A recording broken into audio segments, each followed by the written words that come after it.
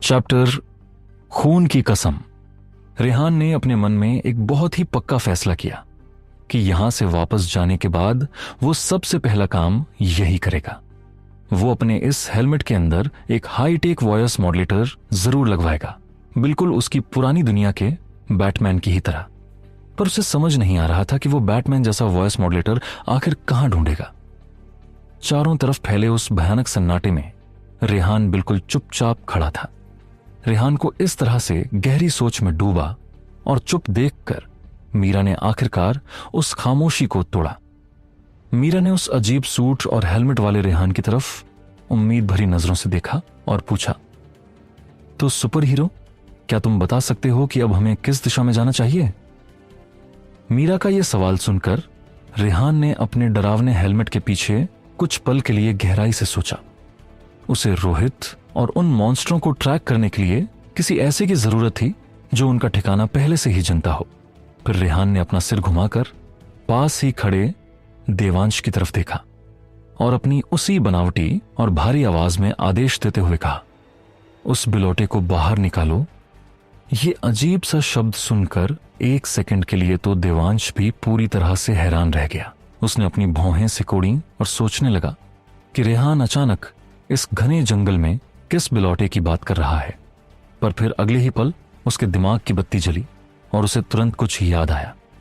देवांश बिना कुछ कहे चुपचाप पीछे मुड़ा और पास ही मौजूद बड़े पेड़ों की घनी परछाई में चला गया। परछाई में जाते ही उसने अपने हाथ में पहनी हुई उस स्टोरेज रिंग को एक्टिवेट किया और अगले ही पल उसने एडवर्ड को अपनी उस स्टोरेज रिंग से बाहर निकाल लिया। रिंग के उस घुटन भरे माहौल से बाहर आते ही एडवर्ड जमीन पर गिर पड़ा। बाहर आते ही एडवर्ड पागलों की तरह जोर जोर से और गहरी गहरी सांसें लेने लगा। वो बुरी तरह से हाँफ रहा था, जैसे उसे जन्मों से ताजा हवा न मिली हो। और हाँफते हुए उसने देवांश की तरफ देखकर बहुत ही गुस्से में बोला, अगली बार मुझे उस घुटन भरी जगह में ठूंसने की कोशिश भी मत करना। वहां अंदर सांस लेने के लिए हवा का एक कतरा तक नहीं होता। एडवर्ड की यह ड्रामेबाजी देखकर देवांश ने उसे ऊपर से नीचे तक बहुत ही अजीब नजरों से देखा। देवांश की उन अजीब और घूरती हुई नजरों को देखकर एडवर्ड अचानक से एकदम चुप हो गया। उसे तुरंत उस बहुत ही बड़ी सच्चाई का एहसास हुआ जिसे वो भूल गया था। उसे याद आ गया कि असल में उसे सांस लेने या न लेने से ज्यादा कुछ खास फर्क नहीं पड़ता था, क्योंकि वो तो पहले से ही आधा मरा हुआ था। एडवर्ड ने घबराहट के साथ अपनी उन गोल गोल आंखों से अपने आसपास के उस अनजान और घने जंगल को देखना शुरू किया। उसे बिल्कुल भी समझ नहीं आ रहा था कि वो उस घुटन भरी स्टोरेज रिंग से निकलकर अचानक इस डरावनी जगह पर कैसे आ गया। पर जब उसने ध्यान से देखा तो उसे एहसास हुआ कि वो इस वक्त कहां था। उसने बहुत ही हैरानी और उलझन के साथ देवांश की तरफ देखा और पूछा, हम यहां कब पहुंचे? पर अपना यह सवाल पूछने के अगले ही पल एडवर्ड की नजर उस जमीन पर पड़ी जहां उन बड़े बड़े पेड़ों की घनी परछाई खत्म हो रही थी। उसने देखा कि उस अंधेरी परछाई के ठीक बाहर सूरज की तेज और उसके लिए जानलेवा धूप चमक रही थी। सूरज की उस तेज रोशनी का वो नजारा देखकर एडवर्ड की तो जैसे रूह ही कांप गई। वो बुरी तरह से डरकर पीछे की तरफ हटने लगा और सहमी हुई नजरों से देवांश की तरफ देखने लगा। उसका आधा मरा हुआ शरीर मौत के भयानक खौफ से कांपने लगा और वो बुरी तरह से हकलाते हुए बोला, कहीं तुम मुझे हमेशा के लिए ठिकाने लगाने की तो नहीं सोच रहे हो? देखो, तुम जो भी जानना चाहते थे मैं वो सब कुछ तुम्हें पहले ही बता चुका हूं। तो अब तुम मुझे इस तरह से इस खतरनाक धूप में जलाकर क्यों मारना चाहते हो? एडवर्ड की यह डरी हुई और बिना सिर पैर की लगातार बक बक सुनकर हमेशा शांत रहने वाले देवांश के दिमाग की नस भी गुस्से से फड़कने लगी। हालांकि देवांश ने अपने होंठों को कसकर भींच लिया और अपने मुंह से वो कुछ भी नहीं बोला। पर उसे अब सच में इस अजीब सी बिलौटे जैसी शक्ल वाले पिशाच से बहुत ज्यादा चिढ़ हो रही थी। तभी रेहान अपने शांत कदमों से थोड़ा और आगे बढ़ा। उसने अपनी उस भारी और गूंजती हुई आवाज में एडवर्ड से कहा, हम चाहते हैं कि तुम हमें अपने कबीले के अंदर ले जाओ, ठीक उसी जगह जहां तुम्हें उन बच्चों को ले जाने के लिए कहा गया था। यह अजीब सी और भारी आवाज सुनकर एडवर्ड ने उस अजीब से सूट और हेलमेट पहने व्यक्ति की तरफ बहुत ही हैरानी से देखा और वो अपनी बेबाक और चिड़चिड़ी आवाज में बोला, ड्यूड, तुम कौन हो? और देखो, इस तरह से मुझे ऑर्डर देना बिल्कुल बंद करो, जैसे कि मैं तुम्हारा कोई गुलाम हूं। एडवर्ड की ये बदतमीजी देखकर रेहान चुपचाप देवांश के बिल्कुल पास गया और उसने बहुत ही धीमी आवाज में देवांश से बुदबुदाते हुए कहा, किसी तरह मीरा आंटी को यहां से दूर ले जाओ, मैं अकेला ही इस पागल से अच्छे से निपट लूंगा। रेहान की यह बात सुनकर देवांश को सच में एक बहुत ही बड़ी राहत मिली, क्योंकि अब उसे इस सड़ी सी शक्ल वाले रक्त पिशाच की और फालतू बकवास नहीं सुननी पड़ेगी। इसलिए उसने हामी भरते हुए अपना सिर बहुत ही हल्के से हिलाया। इसके बाद देवांश मुड़कर सीधे मीरा के पास गया और उससे बोला, मुझे लगता है हमें कुछ दूरी पर जाकर देखना चाहिए, तब तक ये इस रक्त पिशाच से थोड़ी पूछताछ कर लेंगे। मीरा, जो पहले से ही उस अजीब से नजारे को देखकर पूरी तरह से हैरान थी, वो ये देखकर अपनी आंखों पर यकीन नहीं कर पा रही थी कि देवांश ने अपनी स्टोरेज रिंग से एक जीते जागते इंसान को बाहर निकाला है। वो देवांश से इसी बारे में कुछ पूछने ही वाली थी कि तभी देवांश ने उसे अपने साथ वहां से आगे चलने के लिए कह दिया। मीरा ने बहुत ही ज्यादा हैरानी के साथ पूछा, वो इंसान आखिर कौन है और वो तुम्हारी उस स्टोरेज रिंग में जिंदा कैसे था? मीरा ने देवांश के साथ उस घने जंगल की तरफ अपने कदम बढ़ाते हुए फिर से पूछा, आखिर वो इंसान तुम्हारी स्टोरेज रिंग में कैसे आया? देवांश ने बहुत ही शांत आवाज में जवाब देते हुए कहा, मैंने उसे कल रात ही पकड़ा था। अब देवांश मीरा से यह सच तो बिल्कुल नहीं कह सकता था कि उसे रेहान ने पकड़ा था, क्योंकि मीरा के हिसाब से एरियाज कल पूरी रात अपनी टेंट में सो रहा था, इसलिए उसने बात को छिपाने के लिए अपना ही नाम बता दिया था। मीरा की हैरानी अब भी कम नहीं हुई थी। उसने फिर से पूछा, पर वो तुम्हारी उस स्टोरेज रिंग में कल रात से लेकर अब तक जिंदा कैसे था? देवांश ने जंगल की तरफ आगे बढ़ते हुए बहुत ही सामान्य लहजे में जवाब दिया, क्योंकि वो इंसान पहले ही मर चुका है और उसे सांस लेने या न लेने से कोई फर्क नहीं पड़ता। देवांश का यह भयानक जवाब सुनकर मीरा के कदम अचानक से रुक गए। उसने बहुत ही ज्यादा हैरानी और खौफ के साथ पूछा, तुम्हारे कहने का आखिर क्या मतलब है? देवांश ने मीरा को आगे चलने का इशारा किया और चलते चलते फिर मीरा को एडवर्ड की वो डरावनी हकीकत बताने लगा, जिसे सुनकर मीरा पूरी तरह से हैरान रह गई। मीरा की नजरों से देखा जाए तो एडवर्ड बिल्कुल किसी भी आम, कमजोर और अजीब सी शक्ल वाले इंसान जैसा ही दिख रहा था। इसलिए मीरा को बिल्कुल भी समझ नहीं आ रहा था कि एक ऐसा इंसान, कोई खूंखार मॉन्स्टर आखिर कैसे हो सकता है। देवांश ने बहुत ही गहराई और गंभीरता के साथ मीरा के दिमाग में उठ रहे उन सवालों का जवाब देना शुरू किया। उसने मीरा को बताया कि ये किस तरह से इंसानों जैसे ही दिखने वाले मॉन्स्टरों की एक बहुत ही खतरनाक और रहस्यमयी प्रजाति है, और कैसे ये डरावने मॉन्स्टर सिर्फ इंसानों या किसी और जानवर का ताजा खून पीकर ही इस दुनिया में अपनी जिंदगी चलाते हैं। उधर देवांश मीरा को उस घने और शांत जंगल के अंदर ले जाते हुए ये सारी बातें बहुत ही विस्तार से समझा रहा था, और इधर रेहान की तेज नजरें उन दोनों पर ही टिकी हुई थीं। जब रेहान ने पूरी तरह से अपनी तसल्ली कर ली कि मीरा आंटी अब उन दोनों से काफी दूर जा चुकी हैं और वो कुछ नहीं देख सकती, तो उसने बिना एक भी पल गंवाए अपने सिर से वो हेलमेट उतार दिया। हेलमेट उतरते ही रेहान के पसीने से भीगे चेहरे पर ताजी हवा लगी, पर उसकी आंखों में इस वक्त सिर्फ एक भयानक गुस्सा और गहरी चिंता थी। वो अपनी असली शक्ल में उस डरे हुए एडवर्ड की तरफ मुड़कर खड़ा हो गया। एडवर्ड ने जब उस काले हेलमेट के पीछे से रेहान का असली चेहरा देखा तो उसे कल रात का वो खौफनाक मंजर याद आ गया, जब इस लड़के ने अपने अजीब से मैजिक एलिमेंट के सहारे उसके बहुत सारे साथियों को अकेले ही ठिकाने लगा दिया था। खौफ के मारे एडवर्ड के पैर अपने आप पीछे की तरफ खिसकने लगे और वो तुरंत एक कदम पीछे हट गया। उसका आधा मरा हुआ ठंडा शरीर भी रेहान को अपने सामने देखकर बुरी तरह से कांपने लगा। वो बहुत ही ज्यादा हकलाते हुए और डरते हुए बोला, आप? मुझे लगा था कि।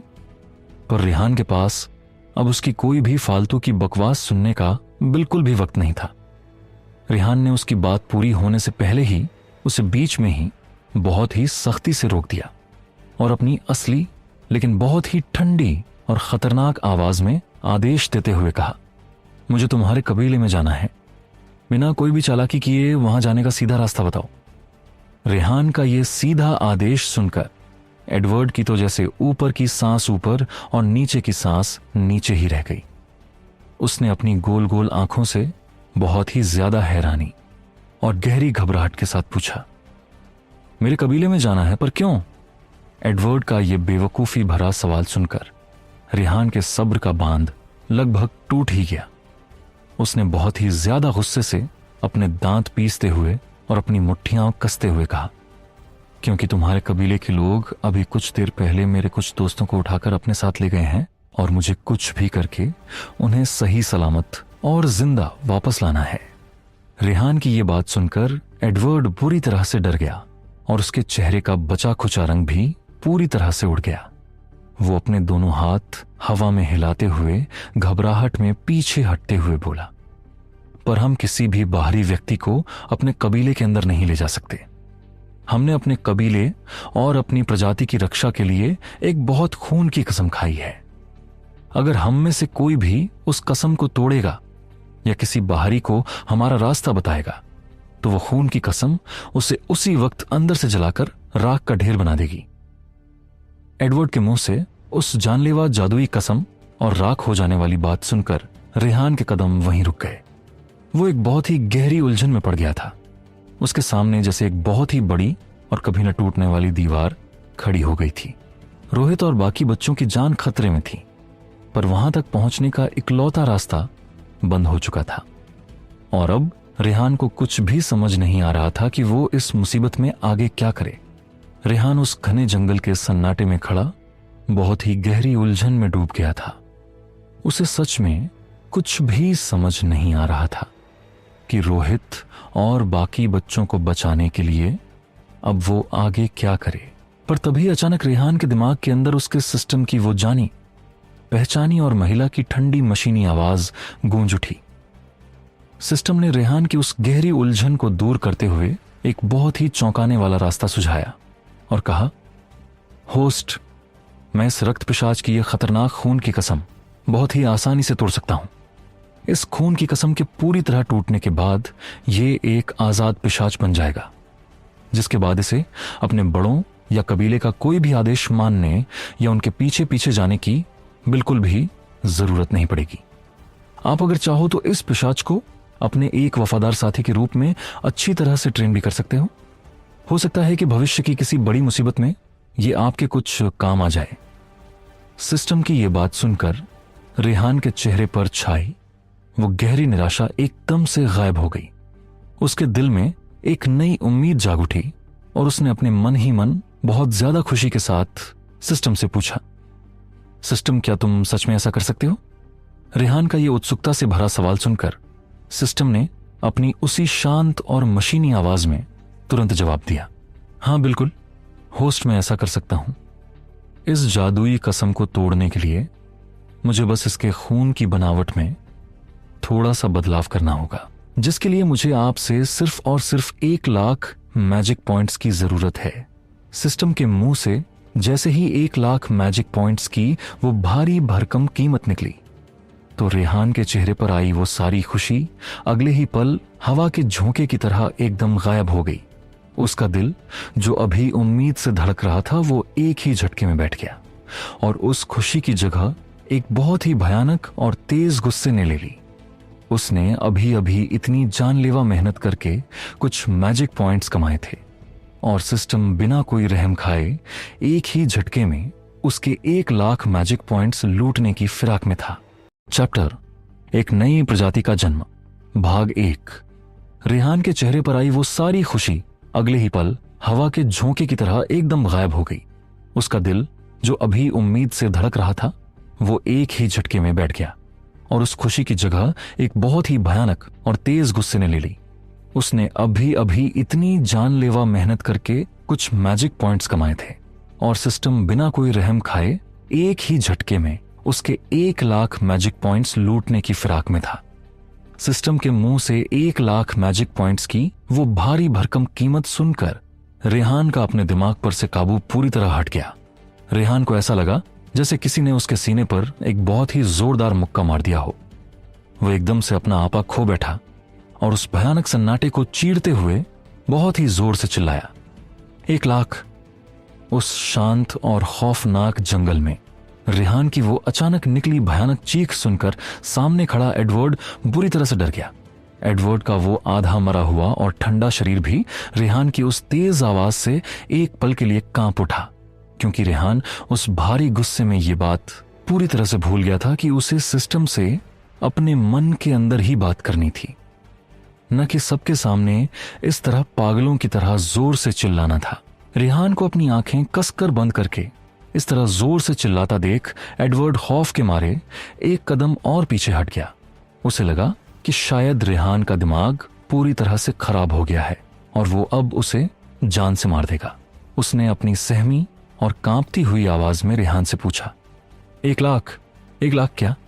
पर रेहान ने एडवर्ड की उस बात का और उसके सवाल का कोई भी जवाब नहीं दिया। रेहान इस वक्त बाहरी दुनिया से पूरी तरह कट चुका था। वो अभी भी अपनी आंखें कसकर बंद किए हुए था और उसका असली चेहरा गुस्से से लाल हो रहा था। और अब वो मन ही मन सिस्टम से बहुत ही ज्यादा गुस्से में बोला, सिस्टम, अब तो सच में हद हो रही है। ये सरासर लूट मची हुई है। बस एक छोटे से काम के तुम मुझसे पूरे 1 लाख मैजिक पॉइंट्स ले रहे हो। तुम्हें थोड़ी तो शर्म करनी चाहिए। रेहान की ये खरी खोटी और गुस्से से भरी बात सुनकर सिस्टम भी बुरी तरह से चिढ़ गया। ऐसा लग रहा था जैसे सिस्टम के अंदर भी कोई असली इंसान बैठा हो जिसे रेहान की बात बहुत बुरी लग गई हो, और उसने भी उतने ही भारी और कड़क गुस्से में रेहान को पलट कर जवाब दिया, अगर ये इतना ही थोड़ा और छोटा काम है तो आप इसे खुद ही कर लो। मुझे इतने सारे मैजिक पॉइंट्स देकर ये काम कराने की आपको कोई भी जरूरत नहीं है। सिस्टम का ये तीखा और रूखा जवाब सुनकर रेहान भी एकदम से भड़क गया। उसने भी सिस्टम से बहुत ही गुस्से और ताने वाले लहजे में कहा, अब ये क्या तरीका हुआ बात करने का? क्या एक सिस्टम अपने होस्ट से इस तरह से बात करता है? सिस्टम भी रेहान को बिल्कुल बराबर से टक्कर देते हुए और उसी के लहजे में बेबाकी से बोला, होस्ट, ये आपका ही तरीका है बात करने का, और एक सिस्टम अपने ही होस्ट से सीखता है। सिस्टम की ये बात सुनकर रेहान एकदम से निशब्द हो गया। उसे समझ नहीं आया कि वो सिस्टम की इस हाजिर जवाबी का क्या जवाब दे। उसने एक बहुत ही गहरी सांस छोड़ी और अपने माथे पर आए पसीने को पोंछते हुए किसी तरह अपने भड़कते हुए गुस्से को काबू किया। उसने खुद को शांत किया और बहुत ही बेबसी के साथ सिस्टम से कहा, सिस्टम, मैं बस ये बोल रहा हूं कि पहले तुम कोई भी काम सिर्फ कुछ 100 मैजिक पॉइंट्स में आसानी से कर देते थे, चाहे वो कोई भी काम हो, पर अब तुम दिन ब दिन हद से ज्यादा महंगे होते जा रहे हो। इस तरह से तो मेरी मैजिक पॉइंट्स की कमी कभी खत्म ही नहीं हो पाएगी, और मैजिक पॉइंट्स के मामले में मैं हमेशा गरीब ही रहूंगा। रेहान की इस बात पर सिस्टम ने उसे हकीकत का एक बहुत ही बड़ा आईना दिखाते हुए जवाब दिया, होस्ट, पहले आपके काम बहुत छोटे मोटे हुआ करते थे, पर अब आप एक जीते जागते जीव के खून को ही पूरी तरह से बदलना चाहते हैं। एक ऐसे खून को बदलना जो किसी जादुई कसम से बंधा हुआ है। आपको क्या लगता है कि यह काम कोई हलवा है? सिस्टम के मुंह से अचानक वो हलवा शब्द सुनकर रेहान को बड़ा ही अजीब और अटपटा लगा। रेहान ने अपनी आंखें खोली और वो बुरी तरह से उलझन में पड़ गया। उसे यकीन ही नहीं हो रहा था कि एक हाईटेक मशीनी सिस्टम इस तरह की आम और टपोरी भाषा का इस्तेमाल कर रहा है, क्योंकि आज कल सिस्टम छोटी छोटी बातों पर बिल्कुल किसी इंसान की तरह ही बहुत जल्दी गुस्सा हो जाता था, और वो अक्सर ऐसी अजीब अजीब और ताने मारने वाली बातें करने लगता था, मानो वो कोई सिस्टम ना होकर रेहान की पुरानी दुनिया का गली का कोई गुंडा या मवाली हो। रेहान को अंदर ही अंदर लग गया था कि अब उसे ही शांत हो जाना चाहिए और इस बहस को यहीं खत्म कर देना चाहिए, वरना अगर सिस्टम ने सच में गुस्से में आकर उसे इसी वक्त कोई नया और खतरनाक मिशन दे दिया तो वो इस खौफनाक और अनजान जंगल में भला क्या ही कर लेगा। रेहान ने बहुत ही दुखी होकर अपने मन ही मन में एक गहरी सांस लेते हुए कहा, काश इस सिस्टम को लेकर भी कस्टमर केयर जैसी कोई हेल्पलाइन होती जिस पे मैं इस बदतमीज सिस्टम की खुलकर शिकायत कर सकता। पर रेहान के दिमाग में यह सोच पूरी होने से पहले ही सिस्टम ने उसके दिमाग को पढ़ लिया और तुरंत इस बात का बहुत ही कड़क और सख्त जवाब दे दिया, ऐसी कोई हेल्पलाइन नहीं होती है और मैंने आपके साथ ऐसा भी क्या कर दिया है जो आप मेरी शिकायत करने की सोच रहे हैं।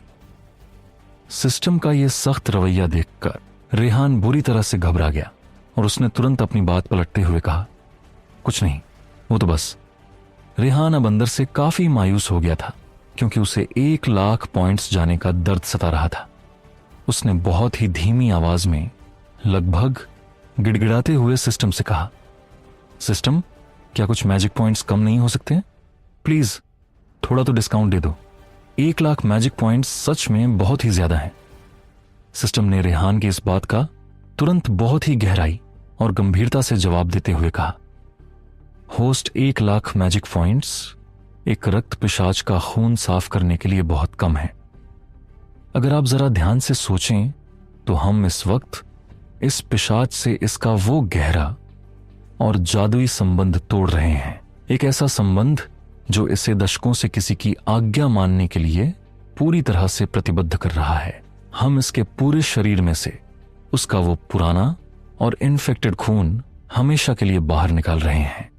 सिस्टम ने अपनी बात को और भी ज्यादा विस्तार से समझाते हुए आगे कहा, जिसके बाद इस पिशाच के शरीर को एक ऐसे शुद्ध और ताजे खून की बहुत सख्त जरूरत होगी जो इसकी सोई हुई आत्मा को फिर से जगा सके। वो बेबस आत्मा जिसे इस खून के भयानक श्राप ने एक गहरी नींद में सुला दिया था। ये सब होने के बाद वो आत्मा फिर से पूरी तरह से जाग जाएगी और ये पिशाच दूसरे सभी खूंखार रक्त पिशाचों से एकदम अलग ही एक नया रक्त पिशाच बन जाएगा। पर मेरी मानो तो आपको इस बड़े बदलाव के वक्त एक काम जरूर करना चाहिए ताकि ये पिशाच भविष्य में पूरी तरह से आपका वफादार बन सके। आपको इस प्रक्रिया के दौरान इसे अपनी एक खून की बूंद दे देनी चाहिए।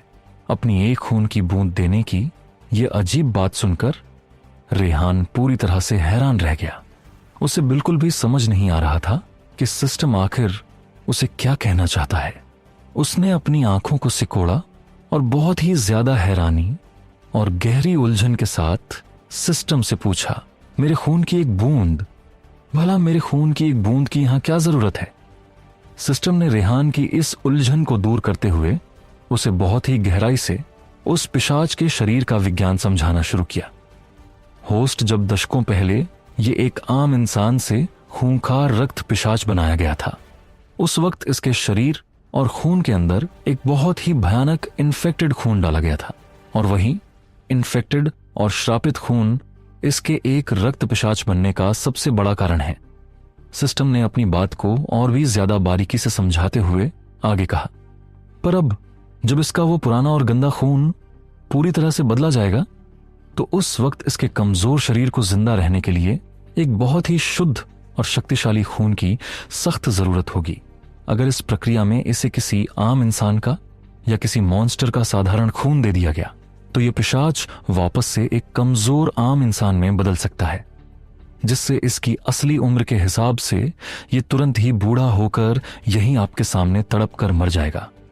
सिस्टम ने रेहान को उसकी खुद की ताकत का एहसास कराते हुए कहा, पर आपके उस अकल्पनीय मिथिकल स्तर के ब्लड एलिमेंट की वजह से आपके पास इस पूरी दुनिया में मौजूद अब तक का सबसे ज्यादा शुद्ध और ताकतवर खून है। आप बस अपने दिमाग में ये मानकर चलिए कि आपकी रगों में इस वक्त एक ऐसी शुद्ध ऊर्जा बह रही है जो किसी भी आम इंसान या खूंखार मॉन्स्टर से कहीं ज्यादा शक्तिशाली और बिल्कुल ही शुद्ध है। जब आप इसके पुराने खून को बदलते वक्त अपना खून देंगे तो इससे काफी ज्यादा फायदा भी हो सकता है। शायद यह पिशाच आपके खून के बल पर कुछ लेवल आगे बढ़ जाए या इसकी शक्ति एक अलग ही तरह से बढ़ जाए। यहां कुछ भी हो सकता है। परिणाम बिल्कुल ही अप्रत्याशित है। सिस्टम ने अपनी बात खत्म करते हुए एक बहुत ही बड़ी और खतरनाक भविष्यवाणी की। पर एक बात मैं आपको पूरी तरह से साफ बता दूं, आगे जो भी हो पर आप यहां आज इसी जगह पर एक नई प्रजाति का जन्म होते हुए देखेंगे। सिस्टम की यह हैरान कर देने वाली बात सुनकर रेहान एकदम भौचक्का रह गया। वो इस वक्त इतना ज्यादा हैरान था कि वो बस अपनी ही सांसों की आवाज सुन पा रहा था। उसकी आंखें खुली और उसने अपने सामने उसे हैरानी से देख रहे एडवर्ड को देखा। एडवर्ड, जो रेहान की ये सब अजीब हरकतें देखकर हैरान था और भी ज्यादा डर गया। रेहान ने अपनी नजरों को झुकाकर अपने खुद के हाथों को देखा जिनमें वो जादुई खून दौड़ रहा था।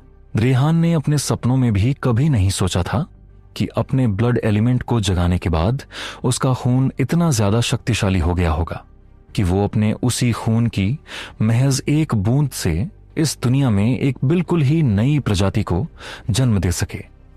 रेहान ने जब फिर से अपनी आंखें बंद की तो उसे देख रहे एडवर्ड ने वहां से भागने की सोची, मगर फिर उसने खुद को ऐसा करने से रोका क्योंकि उसे पता था कि अगर वो बहुत दूर भाग भी निकला तो उसके सामने खड़ा ये बच्चा उसे चंद सेकंड्स में पकड़ लेगा। इसलिए एडवर्ड बस वहीं बैठा रहा और उसके सामने खड़े इस अजीब से बच्चे को अपनी आंखें बंद किए हुए देखता रहा। रेहान ने कुछ पल के लिए इस बात पर मन ही मन गहराई से सोचा और फिर सिस्टम से बहुत ही गंभीरता के साथ पूछा, पर सिस्टम, क्या किसी नई प्रजाति को जन्म देना ऊपर वाले का काम नहीं है?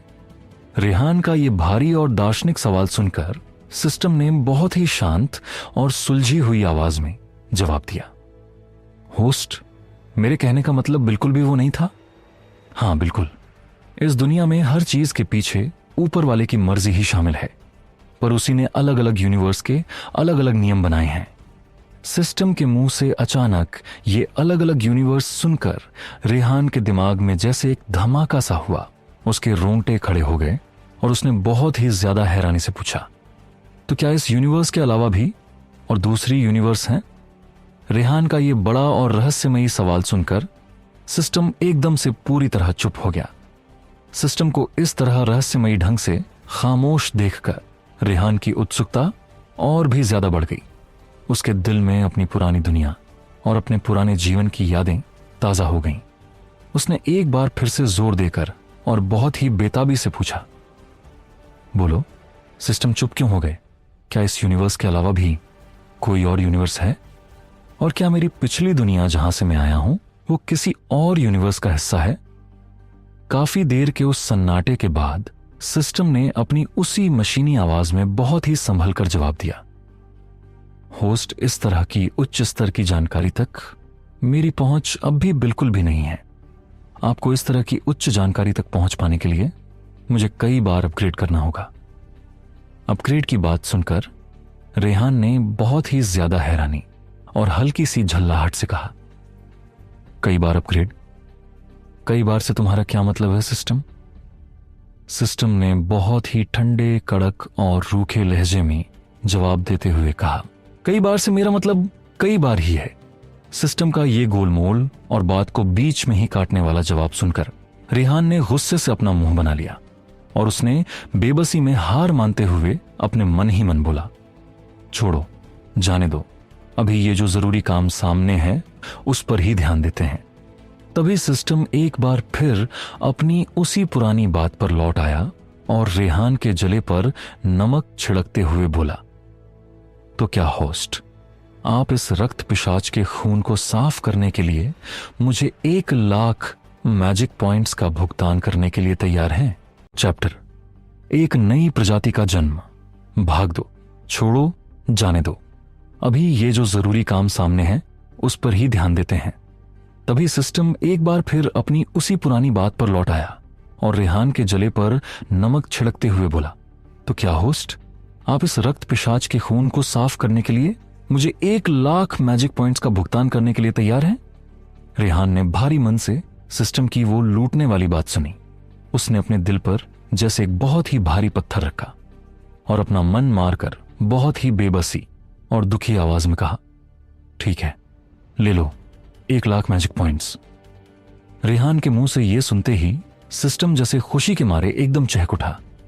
सिस्टम ने किसी चालाक व्यापारी की तरह रेहान से एक बार और कंफर्म किया, होस्ट, क्या आप इस बात को पूरी तरह से कंफर्म करते हैं? कि आप 1 लाख मैजिक पॉइंट्स के बदले में इस रक्त पिशाच का खून शुद्ध करना चाहते हैं। रेहान ने झुंझलाते हुए और बहुत ही चिढ़कर कहा, हाँ भाई, कहां तो ले लो, 1 लाख मैजिक पॉइंट्स। रेहान की यह कंफर्मेशन मिलते ही सिस्टम ने बिना 1 सेकंड भी बर्बाद किए अगले ही पल रेहान के खाते से पूरे 1 लाख मैजिक पॉइंट्स काट लिए।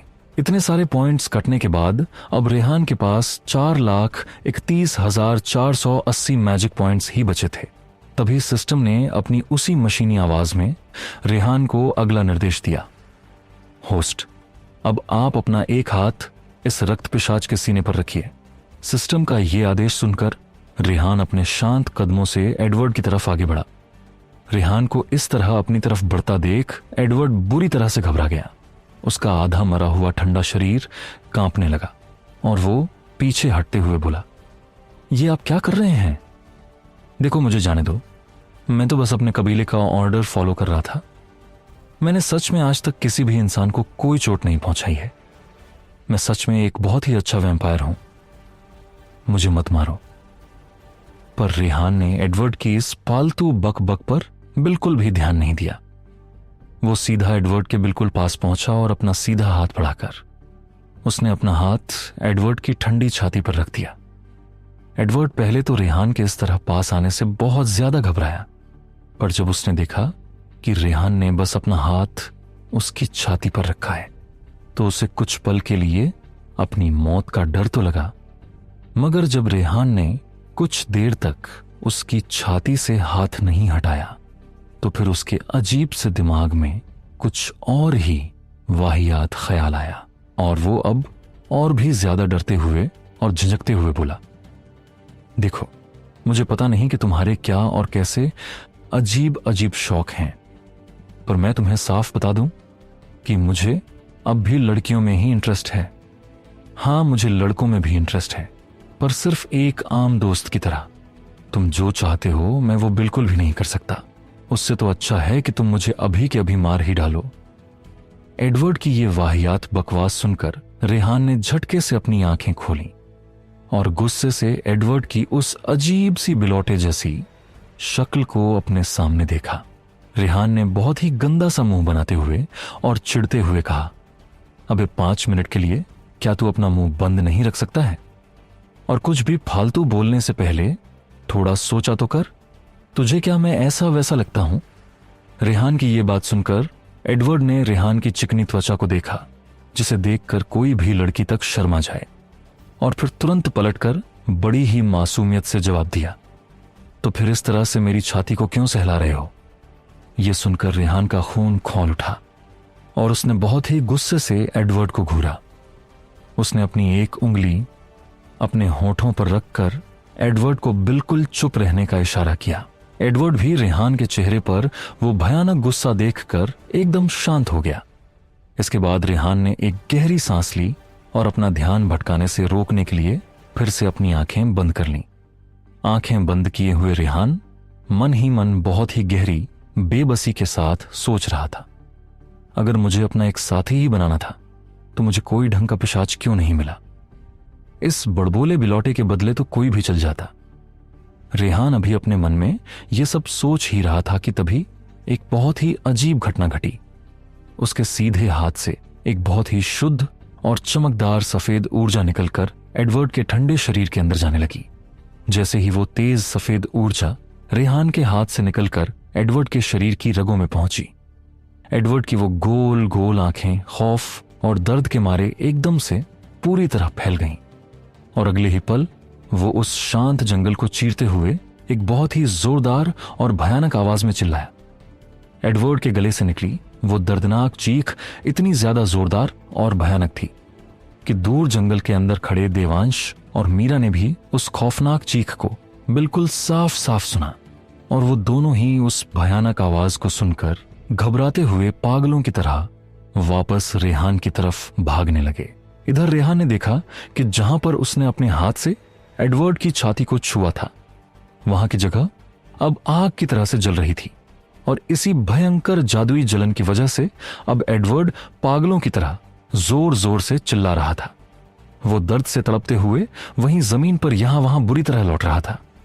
एडवर्ड की यह भयानक हालत देखकर रेहान भी अंदर तक घबरा गया और उसने तुरंत अपने मन ही मन घबराहट के साथ सिस्टम से पूछा, सिस्टम ये सब क्या हो रहा है? रेहान के इस सवाल पर सिस्टम ने बहुत ही ज्यादा शांति और ठंडेपन के साथ जवाब दिया, होस्ट आपको क्या लगा कि दशकों पुराने एक श्रापित खून की सफाई करना बहुत आसान काम होगा? और क्या इस पूरी प्रक्रिया में इसे कोई दर्द नहीं होगा? सिस्टम की आवाज इस वक्त बिल्कुल किसी ऐसे पागल और सनकी साइंटिस्ट की तरह लग रही थी जो अपने नए एक्सपेरिमेंट के आगे किसी भी जीव के दर्द को पूरी तरह से नजरअंदाज कर देता है और बस अपने उस खतरनाक एक्सपेरिमेंट के नतीजों पर ही अपना पूरा ध्यान लगाता है। सिस्टम को इस वक्त एडवर्ड को हो रहे उस जानलेवा दर्द से रत्ती भर भी कोई फर्क नहीं पड़ रहा था। वो तो बस रेहान के हाथ से उस शुद्ध ऊर्जा को एडवर्ड के शरीर में भेजकर बिल्कुल खामोश, चुप और निश्चिंत हो गया था। तभी एडवर्ड का बाकी का पूरा शरीर भी एकदम से लाल होकर भयानक तरीके से जलने लगा। दर्द बर्दाश्त न कर पाने की वजह से वो एक अंधी और पागल आंधी की तरह इधर उधर भागने लगा और दर्द में तड़पते और पागलों की तरह भागते भागते एडवर्ड सीधा पेड़ों की परछाई से बाहर धूप में निकल गया। रेहान उसे रोकने के लिए कुछ भी करता, उससे पहले ही एडवर्ड अब सीधे सूरज की उस जानलेवा रोशनी के संपर्क में आ चुका था। रेहान उसे बचाने के लिए आगे बढ़ता, उससे पहले ही सिस्टम ने उसे तुरंत रोकते हुए कहा, होस्ट यही बिल्कुल सही वक्त है, आपको अभी इसी वक्त उसे अपने खून की एक बूंद दे देनी चाहिए।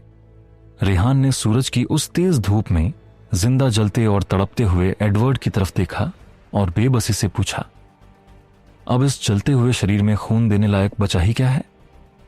सिस्टम ने अपनी उसी मशीनी आवाज में बिना कोई भावना दिखाए जवाब दिया, अब बस उसकी तरफ अपने खून की एक बूंद उछाल दो, बाकी सब उस शुद्ध ऊर्जा पर छोड़ दो जो मैंने अभी उसके शरीर में डाली है। रेहान ने सिस्टम की बात सुनी और बिना कोई और सवाल किए अपने दांतों से अपनी एक उंगली को जोर से काट लिया, जिससे उसकी उंगली से तुरंत उसके खून की एक बूंद बाहर निकल आई। पर रेहान का वो खून किसी भी आम इंसान के खून के बजाय एक चमकती हुई लाल ऊर्जा जैसा दिख रहा था। अपने खून का ये जादुई रूप देखकर रेहान ने अपने मन में हैरानी से सोचा, लगता है मेरे इस मिथिकल ब्लड एलिमेंट को भी अच्छे से पता है कि इस वक्त यहां क्या हो रहा है। रेहान ने अगले ही पल अपने हाथ से वो लाल जादुई खून की बूंद उस चीखते और जलते हुए एडवर्ड की तरफ जोर से फेंक दी। खून की वो एक चमकदार बूंद हवा में उड़ते हुए सीधे एडवर्ड के उस जलते हुए शरीर से जाकर चिपक गई। पर हैरानी की बात यह थी कि वो खून उस आग में जलने के बाद भी जला नहीं, बल्कि अगले ही पल वो जादुई खून की बूंद जलते हुए एडवर्ड के शरीर के अंदर पूरी तरह से समा गई। तभी रेहान के तेज कानों को जंगल के अंदर से भागते हुए कदमों की भारी आवाज सुनाई दी। रेहान ने बिना एक भी सेकंड बर्बाद किए जल्दी से अपना हेलमेट वापस अपने सिर पर पहन लिया। उसके हेलमेट पहनते ही जंगल के अंदर से देवांश और मीरा भागते हुए बाहर निकले। मीरा ने जैसे ही जंगल से बाहर आकर किसी को सूरज की धूप में जलते और इधर उधर भागते देखा तो उसने जल्दी से भागकर रेहान के पास आकर बहुत ही गुस्से और हैरानी से पूछा, ये क्या किया तुमने सुपर हीरो? तुमने इसे इस तरह बेदर्दी से क्यों मार दिया? अब हमें इस जगह और उन बच्चों के बारे में जानकारी कैसे मिलेगी? मीरा के इन सवालों की बौछार सुनकर रेहान ने अपने गले को साफ किया और अपनी उस बनावटी और भारी आवाज को वापस लाते हुए बहुत ही रहस्यमयी अंदाज में कहा, बस आप देखते रहो।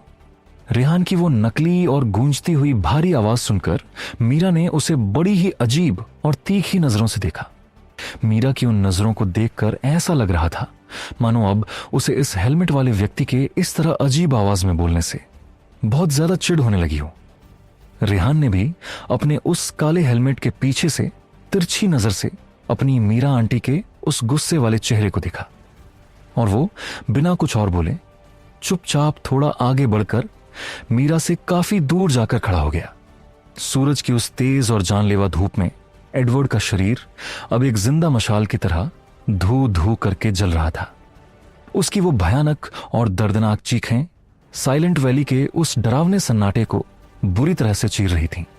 काले धुएं के घने और बदबूदार बादल उसके शरीर से उठकर सीधे आसमान की तरफ जा रहे थे। मीरा अपनी आंखों के सामने किसी को इस तरह बेरहमी से जलता हुआ देखकर अंदर तक दहल गई थी। रेहान भी अपने उस हेलमेट के पीछे से इस खौफनाक नजारे को बिना पलक झपकाए बहुत ही ध्यान से देख रहा था। आग की वो भयानक लपटें एडवर्ड के उस पुराने और इन्फेक्टेड खून को पूरी तरह से जलाकर राख कर रही थीं। उसका आधा मरा हुआ शरीर अब एक जले हुए कोयले की तरह बिल्कुल काला पड़ चुका था। उसकी पुरानी खाल और उसका वो सड़ा हुआ मांस उस जादुई आग की भयंकर गर्मी से पिघलकर जमीन पर गिर रहा था। यह नजारा इतना ज्यादा खौफनाक था कि मीरा ने घबरा कर अपनी आंखें कसकर बंद कर लीं, क्योंकि वो इस डरावने मंजर को अपनी आंखों से देखना अब और ज्यादा बर्दाश्त नहीं कर पा रही थी। देवांश ने मन ही मन सोचा, यकीन नहीं होता कि सूरज की रोशनी में रहने के बाद भी ये अब तक टिका हुआ है, वरना कोई भी आम रक्त पिशाच तो अब तक जलकर राख में बदल चुका होता और उसकी राख खाक में मिल चुकी होती। देवांश ने फिर कुछ सोचा और उसकी नजरें रेहान पर जा टिकी, और अगले ही पल उसने कुछ सोचा और कहा, कहीं ये। देवांश की आंखें पूरी तरह से फैल गईं और उसके मुंह से बस इतना ही निकला, भविष्यवाणी का अगला हिस्सा। क्या वो वक्त आ गया है? इधर उस भयानक आग और जलते हुए एडवर्ड के शरीर में एक बहुत ही अजीब और हैरान कर देने वाला बदलाव आना शुरू हुआ। रेहान के तेज कानों ने महसूस किया कि एडवर्ड की वो गगनभेदी चीखें अब धीरे धीरे पूरी तरह से शांत हो गई थीं। उसका दर्द में लौटना और जमीन पर तड़पना एकदम से रुक गया था। और सबसे ज्यादा हैरानी की बात तो यह थी कि एडवर्ड के शरीर के चारों तरफ आग की वो खौफनाक लपटें अभी भी बिल्कुल वैसे ही नाच रही थीं। वो आग अभी भी बिल्कुल नहीं बुझी थी, बल्कि वो सूरज की तेज धूप के साथ मिलकर अब और भी ज्यादा भयंकर रूप ले चुकी थी। पर उस भयंकर और धधकती हुई आग के बिल्कुल बीचों बीच होते हुए भी एडवर्ड के शरीर ने अब एक हद तक जलने के बाद और ज्यादा जलना पूरी तरह से बंद कर दिया था। रेहान ने अपनी तेज नजरों से ध्यान से देखा कि उसके खून की वो जादुई बूंद और सिस्टम की वो शुद्ध सफेद ऊर्जा अब अपना असली काम कर रही थी। एडवर्ड राख या कोयले का ढेर बनने के बजाय उस धधकती हुई आग के बिल्कुल बीच में एक काले पत्थर की मूर्त की तरह एकदम सीधा और शांत खड़ा था। उसके जले हुए शरीर के अंदर से अब कोई भी काला और बदबूदार धुआं बाहर नहीं आ रहा था, बल्कि आग की उन नाचती हुई लपटों के ठीक बीच में से अब एक बहुत ही रहस्यमयी और हल्की हल्की लाल चमक बाहर आने लगी थी। मानो वो आग अब उसे दर्द नहीं दे रही थी और न ही उसके शरीर को खत्म कर रही थी, बल्कि वो भयानक आग एक रक्षक की तरह उसके शरीर को एक बिल्कुल ही नए सांचे में ढाल रही थी और उस पुराने खौफनाक श्राप को हमेशा के लिए खत्म करके एक बिल्कुल ही नई प्रजाति को जन्म देने की तैयारी कर रही थी। चैप्टर एक नई प्रजाति का जन्म, भाग 3। आग की उन नाचती हुई लपटों के ठीक बीच में से अब एक बहुत ही रहस्यमयी और हल्की हल्की लाल चमक बाहर आने लगी थी।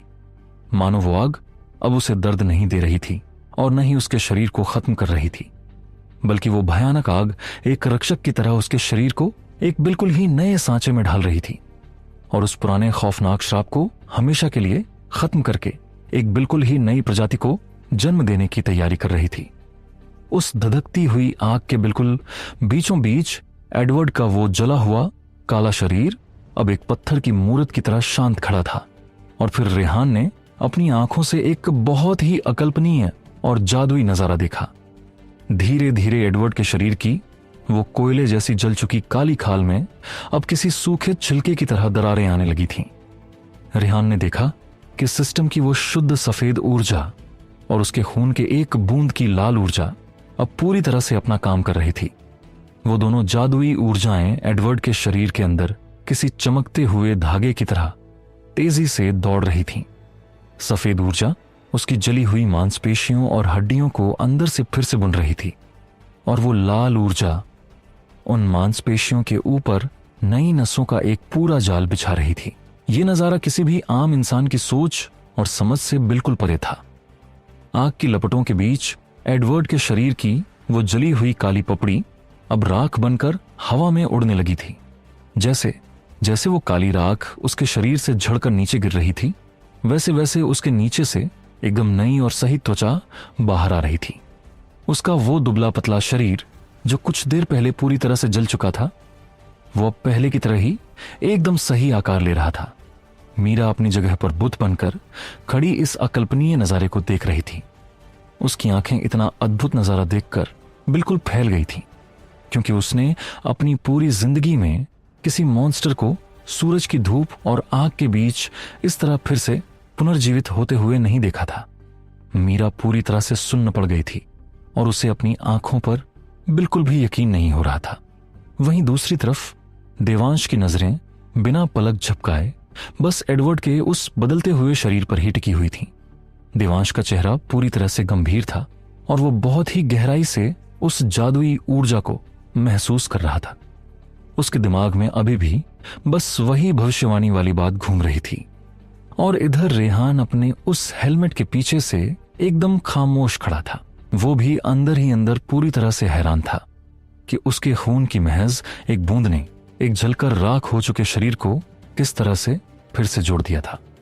धीरे धीरे एडवर्ड के शरीर से वो पूरी जली हुई काली राख जमीन पर गिर गई और अब एडवर्ड उस आग के बीच अपने नए और हट्टे कट्टे शरीर के साथ बिल्कुल सही सलामत खड़ा था। उसके शरीर का एक एक अंग फिर से पूरी तरह जुड़ चुका था और उसकी त्वचा एकदम सही हो चुकी थी। कुछ ही पलों में उसके शरीर के चारों तरफ नाच रही वो आग भी पूरी तरह से बुझकर शांत हो गई और सूरज की वो तेज धूप अब सीधे एडवर्ड के उस नए बने हुए शरीर पर पड़ रही थी। पर अब उसे उस धूप से कोई नुकसान नहीं हो रहा था। कोई भी वहां खड़ा इंसान कुछ सोच पाता या कुछ कर पाता। उससे पहले ही एडवर्ड ने धीरे से अपनी आंखें खोली। आंखें खुलते ही उसकी आंखें अब किसी लाल जादुई ऊर्जा की तरह बहुत तेज चमक रही थीं। पर फिर कुछ ही पलों में वो लाल चमक धीरे धीरे कम होकर बिल्कुल सामान्य हो गई और उसकी आंखों का रंग अब पूरी तरह से भूरा और बहुत ही चमकदार हो गया था। एडवर्ड की वो पुरानी खौफनाक काली आंखों के मुकाबले ये नई भूरी आंखें उस पर काफी ज्यादा जच रही थीं। एडवर्ड ने सबसे पहले अपने दोनों हाथों को ध्यान से देखा, जो पहले के मुकाबले काफी मांसल और मजबूत लग रहे थे। और फिर उसने महसूस किया कि वो तेज और गर्म धूप में बिल्कुल सुरक्षित खड़ा है। तभी उसने अपना सिर ऊपर की तरफ उठाया और सीधे आसमान में चमकते हुए सूरज को अपनी आंखों से देखा। सूरज को इतने करीब और सीधे देखते ही उसे अंदर से बड़ा अजीब लगा, पर यह खूबसूरत नजारा इस वक्त उसके लिए किसी मीठे सपने से बिल्कुल भी कम नहीं था। 1 सदी से भी ज्यादा का लंबा वक्त बीत चुका था जब उसने आखिरी बार सूरज को इस तरह से अपनी आंखों से सीधे देखा था और उसकी इस गर्म और सुकून देने वाली धूप का मजा लिया था। तभी अचानक उस शांत जंगल में उसके सीने से एक बहुत ही गहरी धड़कन सुनाई दी। टक। यह आवाज सुनकर एडवर्ड ने बहुत ही ज्यादा हैरानी से अपने सीने पर अपना सीधा हाथ रखा और अगले ही पल उसे अपने सीने के अंदर से और तेज धड़कन साफ साफ सुनाई दी। धक धक। और फिर लगातार उसके सीने में उसका वो मर चुका दिल धड़कने लगा। वो बेजान दिल जो पहले सिर्फ ताजा खून पीते वक्त ही धड़कता था, अब वो लगातार किसी तेज मशीन या इंजन की तरह जोर जोर से धड़कने लगा था।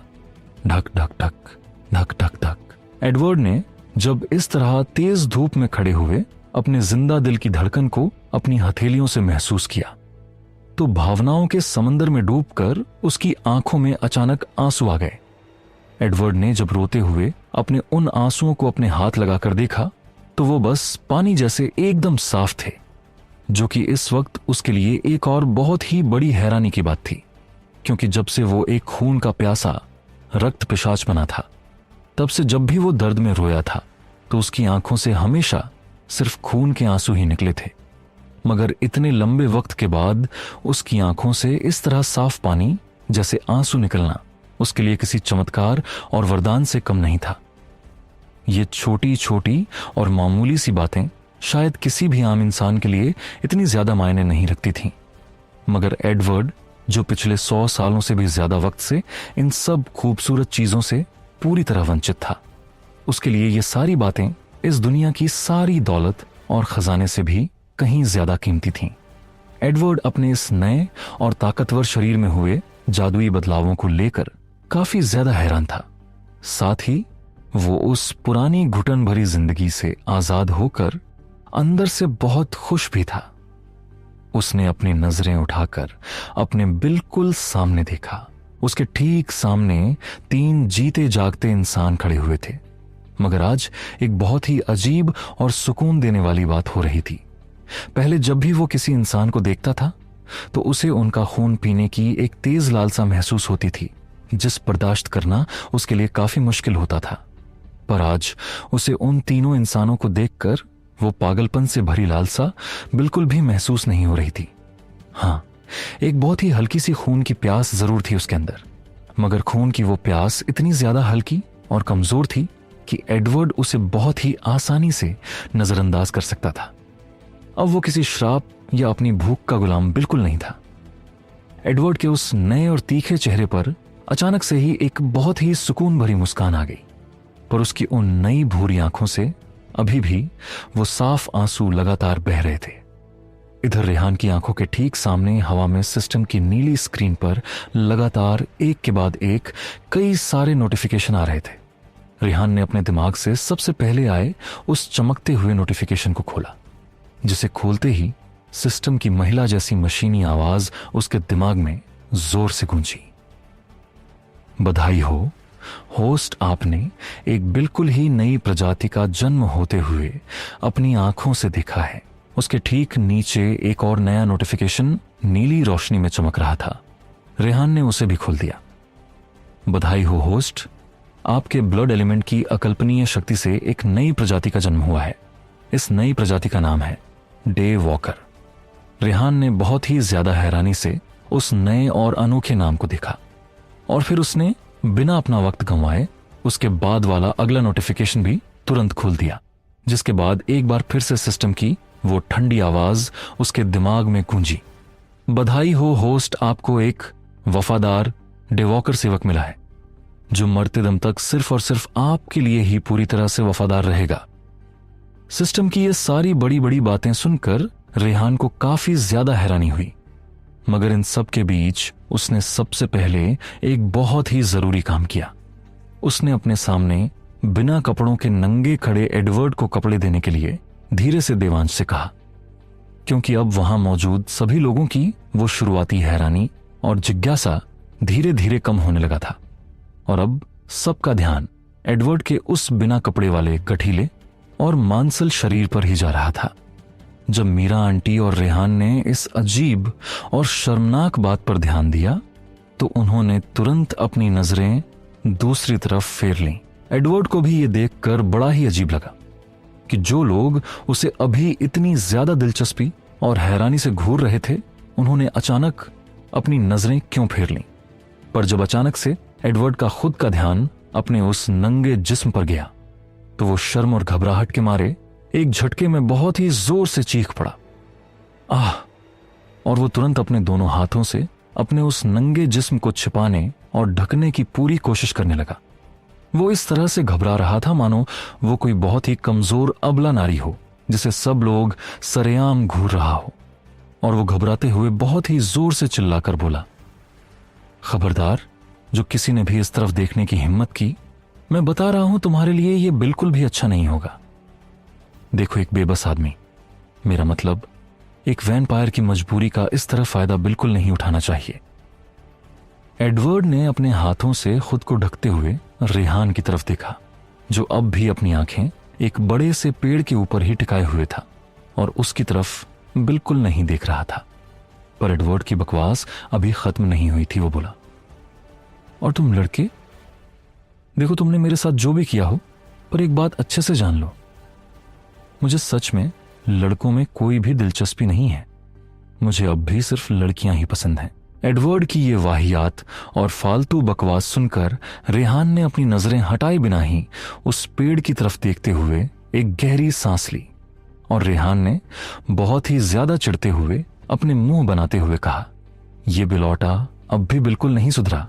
भले ही इसका शरीर पूरी तरह से बदल गया हो, पर इसकी वो बकवास जबान अब भी वही है। देवांश ने अपने कदम आगे बढ़ाए और बिना कुछ कहे अपनी स्टोरेज रिंग से निकालकर उसकी तरफ कुछ कपड़े हवा में उछाल दिए। उन कपड़ों को अपनी तरफ तेजी से आता देख एडवर्ड ने हवा में एक बहुत ही ऊंची छलांग लगाई और किसी बिजली जैसी तेज फुर्ती के साथ उछलकर उसने उन कपड़ों को हवा में ही बिल्कुल सटीक तरीके से पकड़ लिया। एडवर्ड अपने शरीर की इस नई और अकल्पनीय फुर्ती को देखकर खुद भी बहुत ज्यादा हैरान रह गया था, पर फिलहाल उसने अपनी इस हैरानी को किनारे रखकर सबसे पहले उन कपड़ों को पहनना ही सही समझा। जल्दी से देवांश के दिए हुए वो कपड़े पहनकर एडवर्ड ने एक बहुत ही गहरी राहत की सांस ली और वो अपने उसी पुराने और बेशर्म अंदाज में सीना तान कर बोला, ठीक है, अब सब बिल्कुल ठीक है। ऐसा समझो कि तुमने पहले जो कुछ भी देखा वो बस एक सपना था और आज के बाद मैं उस बारे में कोई भी बात नहीं करना चाहता हूं। मीरा आंटी वहीं चुपचाप खड़ी अब भी अपनी नजरें जंगल में इधर उधर घुमाकर देख रही थीं, मानो उसने न पहले कुछ देखा था और न अभी कुछ सुना है। पर एडवर्ड की इस वाहियात और फालतू बात को सुनकर रेहान और देवांश दोनों ही बुरी तरह से चिढ़ गए। रेहान ने बहुत ही गंदा मुंह बनाते हुए मन ही मन कहा, इतना भयानक सपना मैं अपनी जिंदगी में कभी नहीं भूल सकता।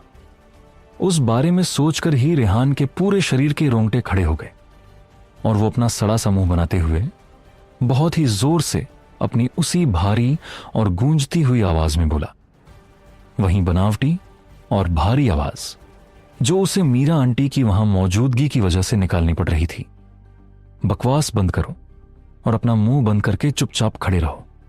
एडवर्ड अपनी पुरानी बड़बोली आदत के मुताबिक पलटकर रेहान को कुछ बोलने ही वाला था, मगर उसे अगले ही पल यह देखकर बहुत ही ज्यादा अजीब लगा कि रेहान ने जब उसे बकवास बंद करने के लिए और चुप रहने के लिए कहा तो वो उसके बाद चाहकर भी अपना मुंह नहीं खोल सका और कुछ भी नहीं बोल सका।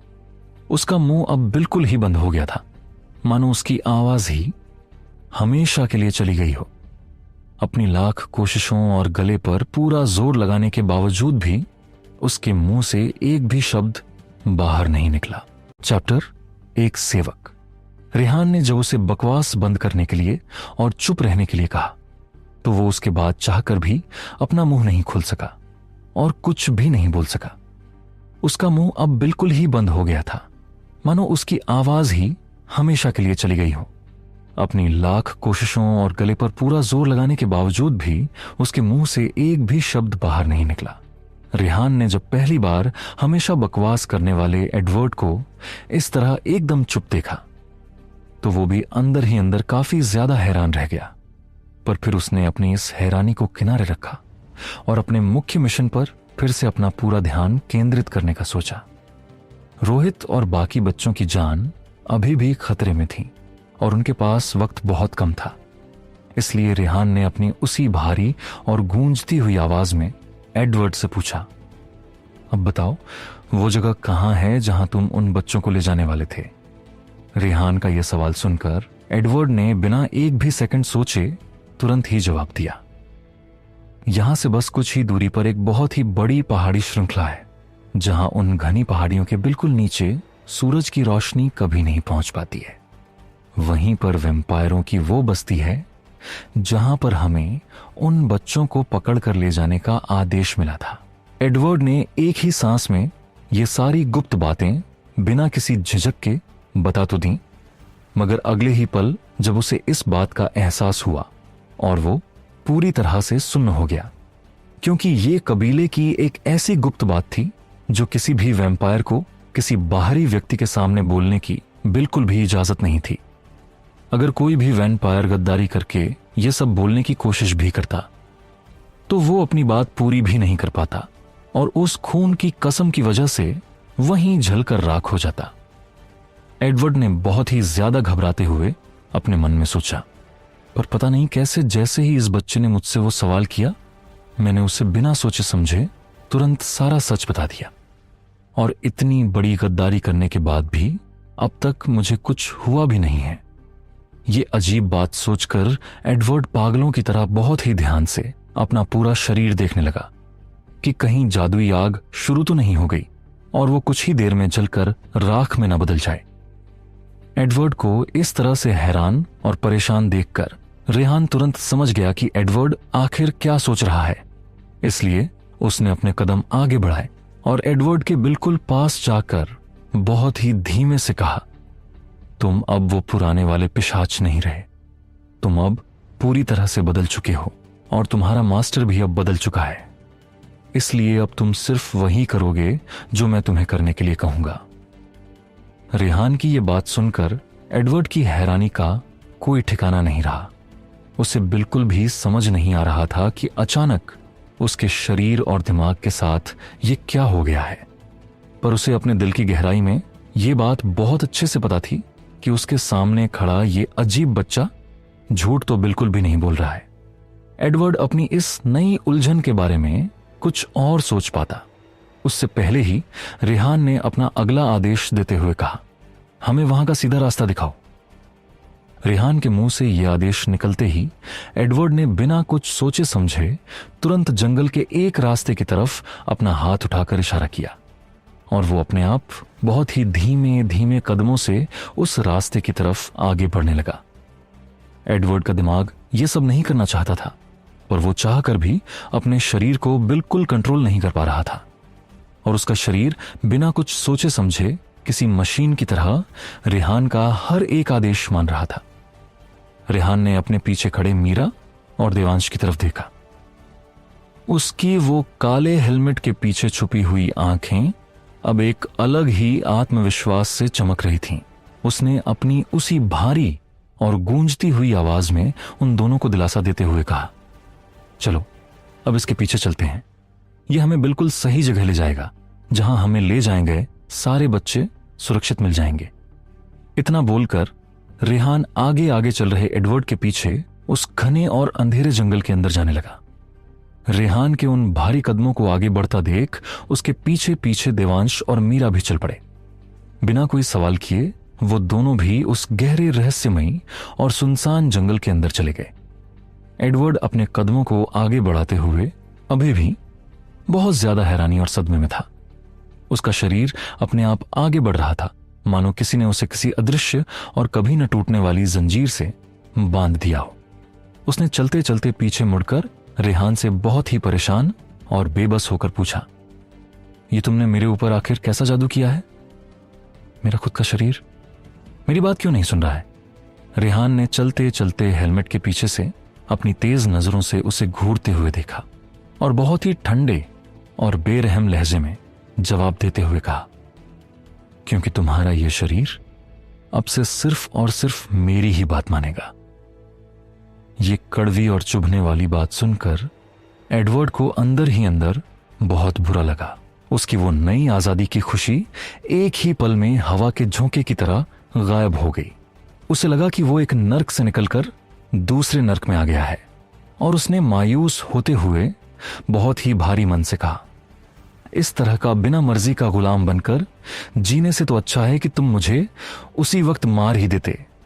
यह सुनकर रेहान ने उसे बिना देखे ही जंगल में आगे बढ़ते हुए बहुत ही बेरहमी और सीधे शब्दों में कहा, देखते हैं आगे क्या होता है।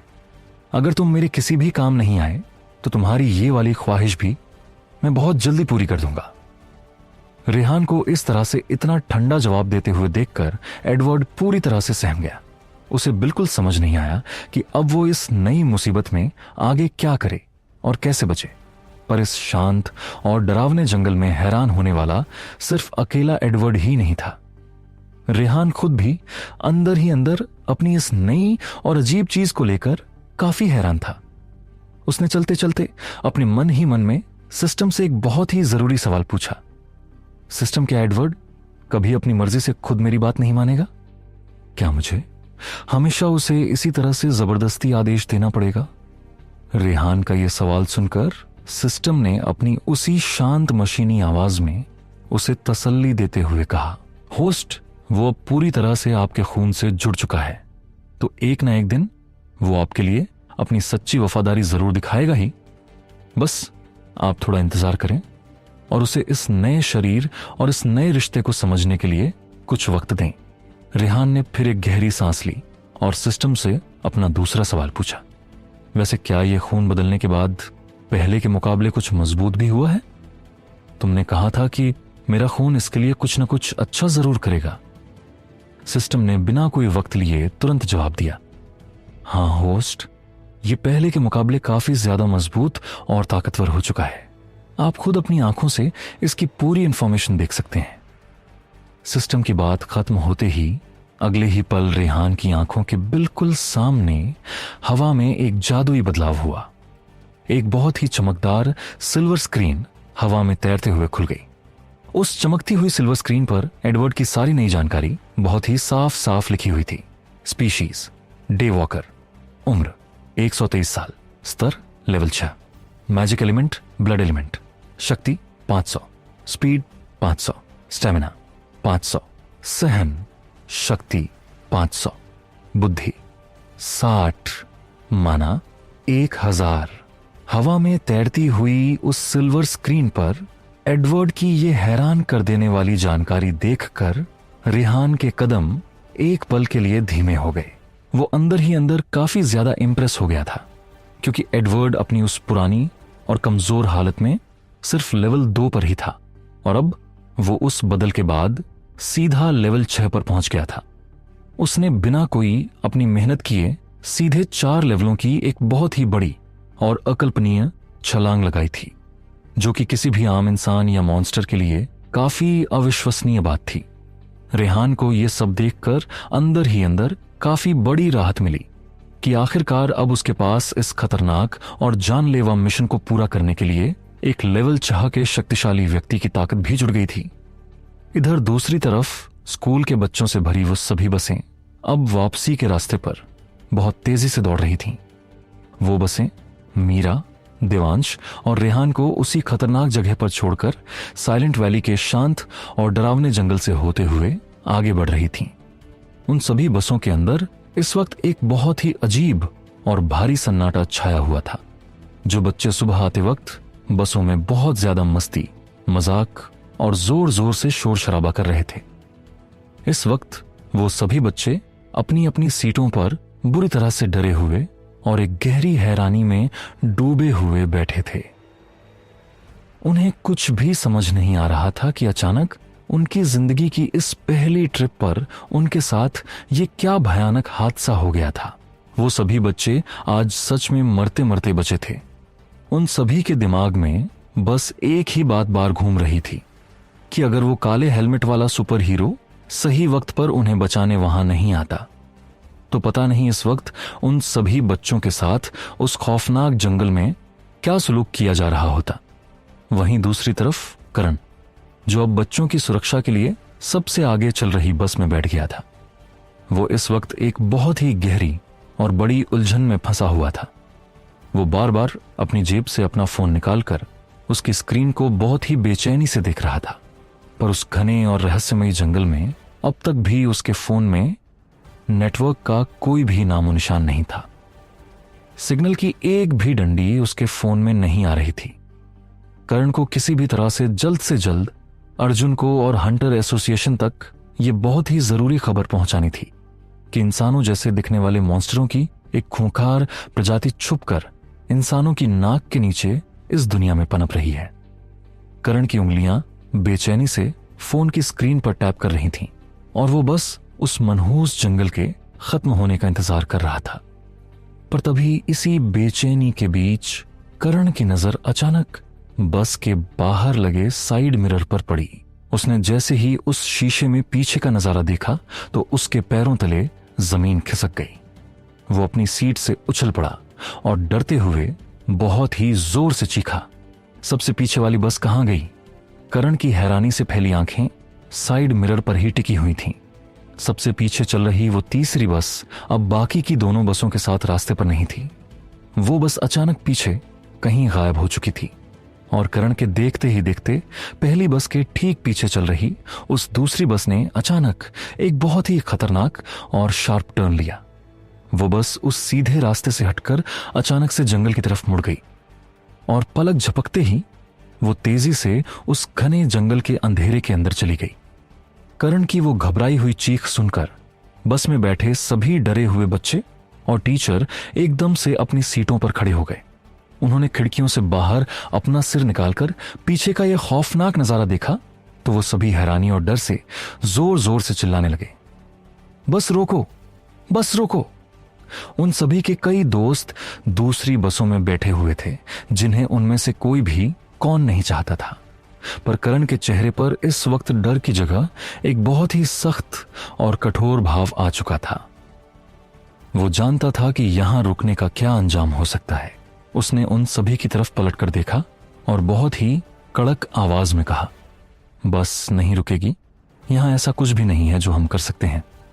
वो तुरंत मुड़ा और उसने घबराए हुए ड्राइवर से बहुत ही सख्त लहजे में कहा, बस को पूरी रफ्तार से चलाओ, हमें जल्द से जल्द साइलेंट वैली से बाहर निकलना है। और फिर वो सभी को देखते हुए बोला, सभी खिड़कियां अच्छे से लॉक कर लो और उनसे थोड़ा दूर होकर बैठ जाओ। करण का आदेश सुनकर सभी ने जल्दी जल्दी अपनी अपनी खिड़कियों बंद कर ली और उससे थोड़ा दूर होकर बैठ गए। करण फिर से आगे की तरफ मुड़ा और बस के सामने उस खाली रास्ते को अपनी तेज नजरों से देखने लगा। उसे यह बात बहुत अच्छे से पता थी कि इस वक्त उनका सबसे जरूरी काम सिर्फ और सिर्फ इस खबर को साइलेंट वैली से बाहर पहुंचाना है। पर तभी उस बहुत ही तेज रफ्तार से दौड़ती हुई बस के ठीक सामने रास्ते पर कुछ हलचल हुई। कुछ काले कपड़े पहनी हुई रहस्यमयी आकृतियां अचानक बस के रास्ते के बिल्कुल बीचों बीच आ गईं। उन आकृतियों को सीधे बस के सामने खड़े देखकर करण ने तुरंत अपनी पूरी आवाज में ड्राइवर से जोर से चिल्लाकर कहा, बस रोकने या धीमी करने की सोचना भी मत, इन्हें उड़ा दो। करण का यह बेरहम आदेश सुनकर बस ड्राइवर का पूरा शरीर डर के मारे बुरी तरह से कांप गया, पर उसने डरते हुए अपना सिर हिलाकर हां में जवाब दिया और उसने अपने पैर से एक्सीलेटर को पूरी ताकत के साथ जोर से दबा दिया। बस के इंजन ने एक तेज दहाड़ मारी और उस भारी बस की रफ्तार अब पहले से भी कहीं ज्यादा तेज हो गई।